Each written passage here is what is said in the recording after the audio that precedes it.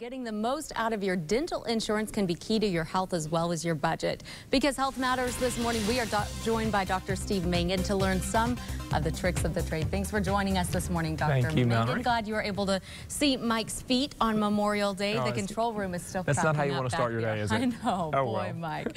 Well, let's talk about insurance, dental insurance. That is, you say the most important thing is use it. A lot of people don't take advantage. That's exactly right. You know, if you have people who are paying for your insurance, if it's an employer, or if you're paying for it yourself, the worst thing you can do to make sure that you lose money on insurance is don't go in and get normal, regular cleanings because of the things like, first of all, it's often 100% paid for, preventive care. The second thing is that anytime you're doing something preventive, it's better than having to later on come back and find some cure to fix something that's messed up. And then, of course, if you get something that's early, like let's say if you have a cavity and it's small, you fix it then, it's easy. If you wait, it's not. So that's the first part. But the other things I wanted to make sure people know about are that, you know, if you know what your coverage limits are and you know what things you have available, some policies will pay for 2 cleanings a year. And that means if you want to get one on January 3rd and January 4th, it's covered. Other times there's policies that say if you don't wait 6 months and a day, it's not covered. And some people will say, okay, I want to come in every 6 months. I'm busy that week. How about a week early?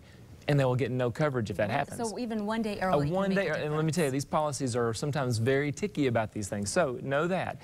And then also, a lot of times people will come in and maybe they have a need for some extensive treatment, but they're saying, I really can't afford it right now. So they'll get a little stopgap measure. Let's say if they really need a crown, but they get a filling. And if you submit that to your insurance company, well, within 5 years, they may say, well, we've already paid for something on that tooth and our policy limits it. We're not going to cover that anymore. And so you're stuck with the expensive treatment, the more expensive crown, and they only had to pay for the less expensive filling. A small detail that could make a big difference. That's right. And then the other thing is that some people don't realize that their insurance resets the allowance that they get to spend for a year. It resets every maybe January 1, but sometimes it's an employment year. And so you need to read your policy and make sure that you really know what you're doing so that you won't get stung. Read the fine print. That's Great right. advice from Dr. Steve Mangan. As always, we appreciate you coming in to help us